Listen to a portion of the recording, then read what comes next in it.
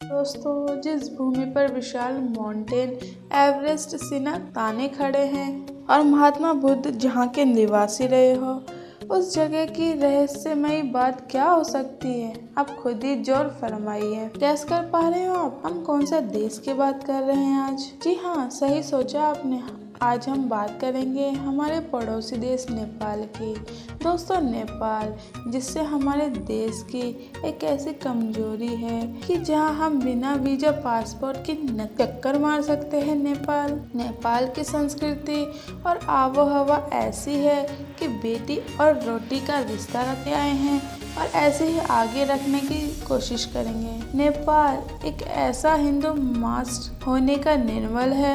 दोस्तों, नेपाल का पूरे भारत में साउथ एरिया का सबसे पुराना देश माना जाता है और इस देश का प्राचीन इतिहास काठमांडू की धरती से शुरू होता है। नेपाल शब्द को हिंदू धर्म में नेवी के नाम से जानते थे, जिन्होंने काठमांडू की घाटी को बसाया था और उसकी रक्षा की थी। वैसे तो नेपाल पर कई सारे नेताओं और कई सारे राजाओं ने बारी बारी इस पर शक किया है, लेकिन एक मजे की बात आपको बताते हैं कि ये देश कभी भी किसी भी देश का भला नहीं करता है और ऐसे ही कुछ हमारे देश के बीच एक स्वतंत्र नहीं है। भले ही नेपाल एक छोटा सा देश क्यों ना हो, जहाँ की जनसंख्या हो कम से कम 3 करोड़ और यहाँ पर 130 से भी ज्यादा भाषाएं बोली जाती है। दोस्तों, कमाल है ना, 130 भाषा बोलना। नेपाल में तो शुरुआत से ही किया जाता है। अगली शहर है काठमांडू, जो दुनिया के 10 शहरों में से सबसे लोकप्रिय है। काठमांडू सालों पुराना ये शहर पूरे प्राचीन मंदिर को लेकर भी काफी फेमस है। दोस्तों, हमने पहले ही आपको बताया था कि नेपाल पूरे देश की पहचान है माउंट एवरेस्ट, इसलिए तो नेपाल का नाम लेते ही हर किसी को माउंट एवरेस्ट का याद आ जाता है। वैसे हम आपको एक और बात बता दें कि नेपाल के 10 सबसे ऊंची चोटी में से नेपाल में ही है। अगर आपको ट्रैकिंग का काफी शौक है तो आपको अगर कभी मौका मिले यहाँ जाने का तो स्केटिंग करके यहाँ जरूर जाइए, लेकिन उसके लिए आपको पहले से तैयारी करनी होगी। वैसे आपको बता दें कि रोस्टिंग वॉक, राफ्टिंग और ट्रैकिंग जैसा एडवेंचर का अगर आपको मजा लेना है तो आप नेपाल जरूर जाइए। नेपाल से बेहतर जगह कोई नहीं है। अगर आपका ऐसे कोई शौक है तो हमें कमेंट में ज़रूर बताएं। दोस्तों, पानी को इकट्ठा करने में नेपाल दुनिया में दूसरे नंबर पर आता है। अगर इसका समुचित उपयोग किया जाए तो ये देश हजारों पावरों की चित्र में बड़ी ताकत बन सकता है। लेकिन दुख की बात यह है कि लोगों को रोजाना कम से कम 9 से 12 घंटे ही बिजली मिल पाती है और हर सीजन में 304 बार पावर कट हो जाता है और इसी वजह से देश इंडस्ट्री, फैक्ट्री, मूल अभ्यासों के मामले में पूरे देशों से काफ़ी पिछड़ा देश है।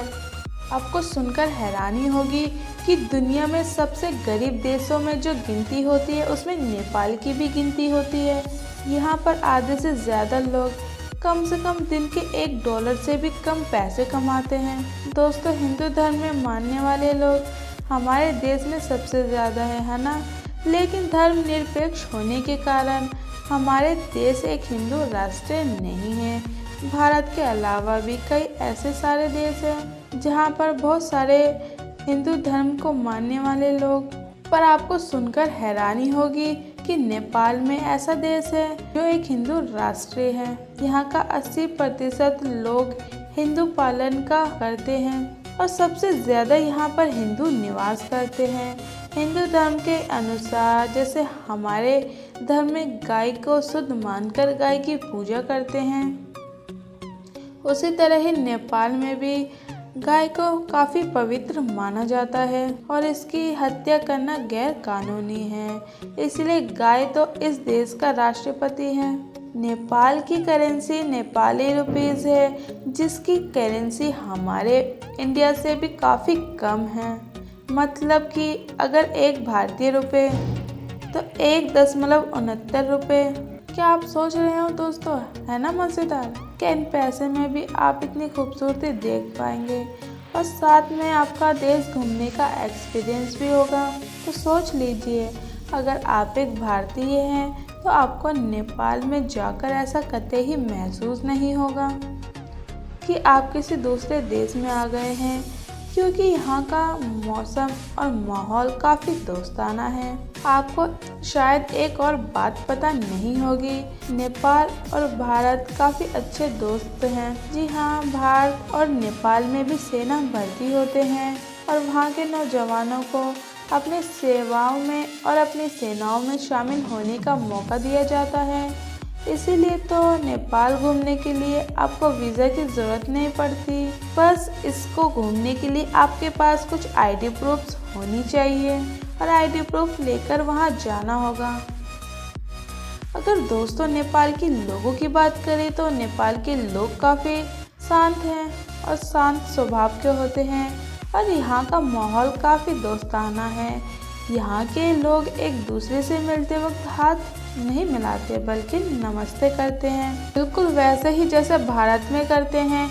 और याद रखिएगा दोस्तों, नेपाली लोगों से मुलाकात हो गई तो उसे हाथ जोड़ के ही नमस्ते कीजिएगा।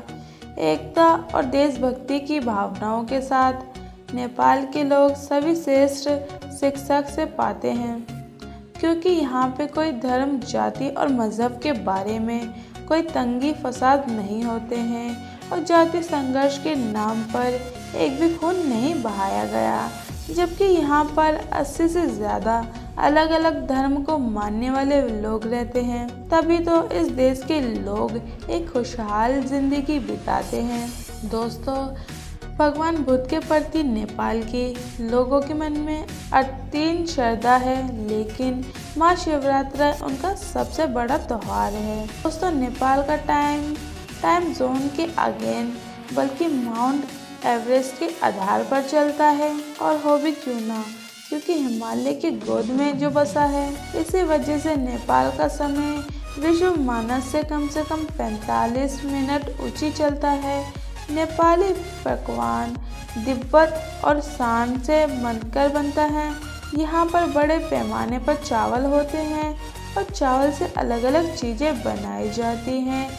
नेपाल की खास पारंपरिक चीज़ों में दाल भात और तरकारी शामिल है। दाल भात के बाद यहाँ मोमोज काफ़ी ज़्यादा खाया जाता है। काठमांडू शहर में हर गली, हर मोहल्ले में आपको मोमोज देखने को मिलेगा। दोस्तों आखिर क्या वजह है कि आपको एक बार नेपाल की शहर ज़रूर करनी चाहिए। चारों ओर से घिरी पहाड़ और इसके अंदर समे हुए झील, बहुत खूबसूरत प्रकृति स्थित है। आपको नेपाल जाने से रोक नहीं पाएंगे। इन सब के अलावा यहाँ पे कई दुर्लभ जानवर भी है। एक सिंगा गैंडा, साथ में शेर और टाइगर, काफ़ी पक्षियों का बसेरा है। यहाँ की कई खूबसूरत हसीन वादियों में लोग दूर दूर से यहाँ देखने आते हैं। यही वजह है कि टूरिस्ट भी नेपाल की अर्थव्यवस्था का अहम हिस्सा है। इसलिए यहाँ पर पैडगो की सुरक्षा को काफ़ी गंभीरता से लिया जाता है। आप सबको बता दें कि नेपाल के शहर के लिए लोग अलग अलग जगह से नेपाल का शहर करने वहाँ पहुँचते हैं। इतनी सारी चुनौतियों के बाद भी नेपाल एक काफ़ी अद्भुत चीज़ है। चलिए रूबरू कराते हैं अब यहाँ की सारी जगहों से, जिससे आपको नेपाल यात्रा के दौरान शामिल करना चाहिए। काठमांडू, प्राकृतिक खूबसूरती से सजे काठमांडू, और नेपाल जाने का रास्ता काठमांडू से चलता है और जो पहाड़ों से पूरी तरीके से घिरी हुई है। प्राचीन टाइम पर इन मंदिरों का शहर काफ़ी संस्कृति के साथ समुद्र पार तक होते हैं। बात चाहे बुद्ध की हो या फिर यहाँ के बेहतरीन मंदिरों की, काठमांडू हर तरीके से संयुक्त है। काठमांडू शहर अपने विशेष स्टाइल के लिए और बने यहाँ पर घर के लिए भी पहचाने जाते हैं। पोखरा, अगर आपको नेचर से गहरा लगाव है तो पसंद है शाम और शांत झील के पास जाना, तो आप पोखरा ज़रूर जाएं। और दोस्तों, पोखरा को अपने अच्छे डेस्टिनेशन में ज़रूर शामिल कर ले, क्योंकि पोखरा ऐसी जगह है जहां आप जाएंगे तो आपके मन को काफ़ी शांति महसूस होगी। पोखरा को देखने के बाद आपको ऐसा फील होगा कि मानो पूरी दुनिया की खूबसूरती इस पोखरा में ही समा गई हो। ये शहर 900 से भी ज्यादा मीटर की ऊंचाई पर है, जो पर्यटकों को खूब नज़ारों और रोमांचक खेलों से रूबरू कराता है। पोखरा घाटी से हिमालय की ऊंची घाटी से आसानी से देखा जा सकता है। तो दोस्तों, अगर ये वीडियो आपको अच्छा लगा हो तो इस वीडियो को लाइक शेयर सब्सक्राइब ज़रूर करें। सब्सक्राइब के साथ एक बेल आइकन होगा जिसको प्रेस करने से ऐसे अपडेट आप लोगों के बीच हम लाते रहेंगे। और हमें कमेंट करके ज़रूर बताना कि इन सारी जगहों में से आपको कौन सी जगह सबसे अच्छी लगी नेपाल में।